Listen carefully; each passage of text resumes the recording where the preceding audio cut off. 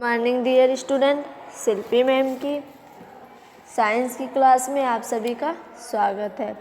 आज हम सभी कक्षा 5 में लास्ट पार्ट है लेसन 12 यानी कक्षा 5 में जो लास्ट पार्ट है 12 पदार्थों का अध्ययन, उसका आज हम अध्ययन करेंगे। पदार्थ वह है जो स्थान घेरता है और जिसमें भार होता है। पदार्थ 3 अवस्थाओं में पाया जाता है, ठोस, द्रव और गैस। हमारे चारों ओर की सभी वस्तुएं पदार्थ हैं, यहाँ तक कि आप भी पदार्थ हैं। परमाणु, सभी पदार्थ बहुत सूक्ष्म कणों से मिलकर बने होते हैं जो परमाणु कहलाते हैं। इन्हें हम नंगी आंखों से नहीं देख सकते हैं, यानी परमाणु इतना छोटा होता है उसे हम अपनी नग्न आँखों से नहीं देख सकते हैं। परमाणु सभी प्रकार के पदार्थों के संरचनात्मक खंड होते हैं। अणु, कुछ परमाणु स्वतंत्र पाए जाते हैं जबकि कुछ अन्य परमाणुओं के साथ समायोजित हो जाते हैं। 2 अथवा अधिक परमाणु का संयोजन अणु कहलाता है। नमक के पाउडर का एक बहुत छोटा कण लीजिए। यह बहुत छोटा कण और बहुत अधिक छोटे कणों से मिलकर बना है। बहुत अधिक छोटे कण आँखों से दिखाई नहीं पड़ते। इन्हें विशेष प्रकार के यंत्र, जिसे क्या कहते हैं, सूक्ष्मदर्शी या माइक्रोस्कोप से देखा जाता है। इन्हें अणु कहते हैं। जो अणु है वो कई प्रकार के छोटे छोटे परमाणुओं से मिलकर बना होता है जिन्हें हम अपनी नग्न आँखों से नहीं देख सकते। इन्हें देखने के लिए सूक्ष्मदर्शी यानी कि माइक्रोस्कोप का प्रयोग किया जाता है।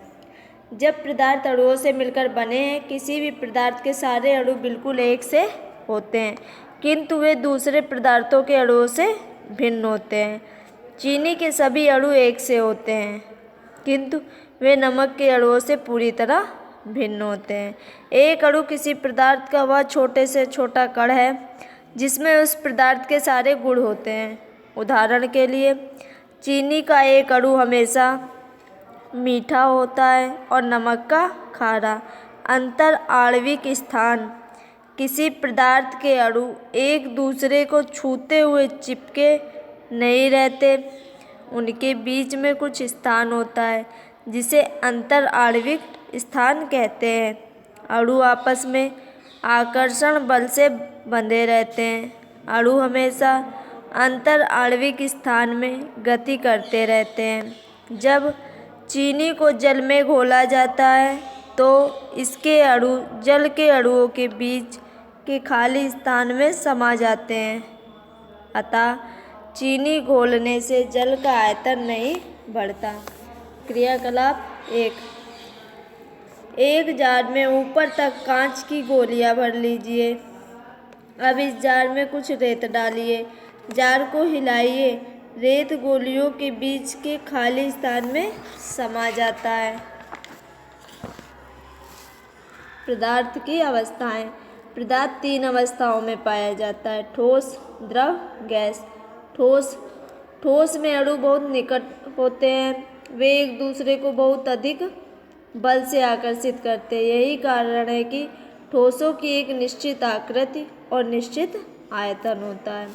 द्रव में अणु बहुत कम निकट होते हैं। अणुओं के बीच में आकर्षण बल कम और आंतर आणविक स्थान अधिक होता है, अतः वे धीरे धीरे स्वतंत्रता पूर्वक गति करते हैं। यही कारण है कि द्रव बह सकते हैं और उनकी निश्चित आकृति ग्रहण कर लेते हैं। वे जिस बर्तन में रखे जाते हैं उसी की आकृति ग्रहण कर लेते हैं किंतु उनका आयतन निश्चित होता है। गैस में अणु काफ़ी दूर दूर होते हैं। उनके पास स्वतंत्रता पूर्वक किसी भी दिशा में घूमने के लिए सबसे अधिक स्थान होता है। इसीलिए गैस की कोई निश्चित आकृति या निश्चित आयतन नहीं होता। गैस अपने बर्तन का सारा स्थान घेर लेती है। गैस की एक समान मात्रा छोटे बर्तन या बड़े बर्तन को भरकर रखी जा सकती है। जब इत्र की बोतल खोलते हैं तो उसकी गैस सुगंधित वाष्प पूरे कमरे में भर जाती है। अवस्था परिवर्तन, जब बर्फ गर्मी ग्रहण करता है तो अणुओं को अधिक स्वतंत्र होने के लिए ऊर्जा मिल जाती है। जिससे अणुओं के बीच का स्थान बढ़ जाता है। यह द्रव अवस्था है। जब जल को गर्म किया जाता है तो अणुओं को इतनी अधिक ऊर्जा मिल जाती है कि वे पूरी स्वतंत्रता से इधर उधर घूम सके। यह गैस अवस्था है। जब किसी पदार्थ को ठंडा किया जाता है तो यह गैस से द्रव तथा द्रव से ठोस अवस्था में बदल जाता है। तब उपर्युक्त से विपरीत क्रिया होती है। प्रत्येक पदार्थ के अणु अवस्था बदलते समय इसी प्रकार व्यवहार करते हैं। भौतिक परिवर्तन वह परिवर्तन जिसमें पदार्थ की अवस्था कुछ समय के लिए बदल जाती है और कोई नया पदार्थ नहीं बनता, भौतिक परिवर्तन कहलाता है। इसके अतिरिक्त परिवर्तन होने पर बने पदार्थ के गुण समान रहते हैं।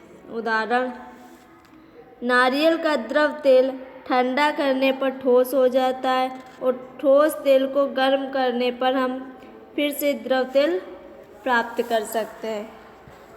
रासायनिक परिवर्तन वह परिवर्तन जब हमेशा के लिए एक नया पदार्थ बन जाता है, रासायनिक परिवर्तन कहलाता है।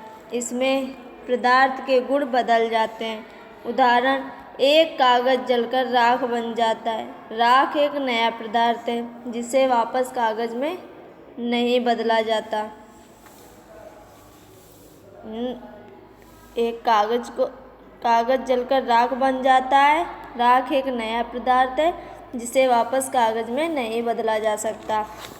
पदार्थ का आयतन पदार्थ द्वारा घेरे गए स्थान की मात्रा उसका आयतन कहलाती है। पदार्थ सदैव 3 दिशाओं में स्थान घेरता है अतः यदि किसी पदार्थ के आयतन की गणना करनी हो तो उसके द्वारा घेरे गए स्थान की लंबाई चौड़ाई ज्ञात करनी चाहिए। लकड़ी के आयताकार गुटके की आकृति नियमित रहती है। आयताकार गुटके का आयतन बराबर लंबाई गुणे चौड़ाई गुणे ऊंचाई। पदार्थ की संहति का भार संहति का अर्थ किसी वस्तु में पदार्थ की मात्रा से तथा भार से तात्पर्य पृथ्वी द्वारा किसी वस्तु पर लगाए गए गुरुत्वाकर्षण बल से है। किसी वस्तु में पदार्थ की मात्रा स्थान बदलने से परिवर्तित नहीं होती है या प्रत्येक स्थान पर एक जैसी रहती है, किंतु यदि गुरुत्व में परिवर्तन हो तो भार बदल जाएगा। पृथ्वी द्वारा लगाया जाने वाला गुरुत्वाकर्षण बल सभी स्थानों पर एक समान नहीं है, अतः विभिन्न स्थानों पर किसी वस्तु की सन्निहित को एक समान रहती है किंतु उसका भार परिवर्तित हो जाता है। जैसे यदि पृथ्वी पर आपका भार 60 किलोग्राम है तो चंद्रमा पर यह 10 किलोग्राम रह जाएगा। इसका कारण चंद्रमा का गुरुत्व बल पृथ्वी के गुरुत्व बल से 6 गुना कम होना है, अतः चंद्रमा पर आपका भार आपके पृथ्वी पर के भार के 1/6वां भाग होगा। सन्निहित के मापन के लिए ग्राम तथा किलोग्राम का उपयोग करते हैं। जैसे 1 लीटर दूध की सन्निहित 1 किलोग्राम होती है। घनत्व अपने दोनों हाथों में क्रमशः लकड़ी और लोहे के समान आयतन उठाएं। कौन सा भारी है? क्या उनकी सन्निहित समान है? नहीं, उनकी सन्निहित भिन्न भिन्न है क्योंकि लोहे के अणु लकड़ी की अपेक्षा अधिक पास पास होते हैं। किसी वस्तु की प्रति इकाई आयतन की सन्निहित को उसका घनत्व कहते हैं। आज के लिए इतना ही। सभी विद्यार्थी इस पाठ का अध्ययन ध्यानपूर्वक करें। धन्यवाद क्लास।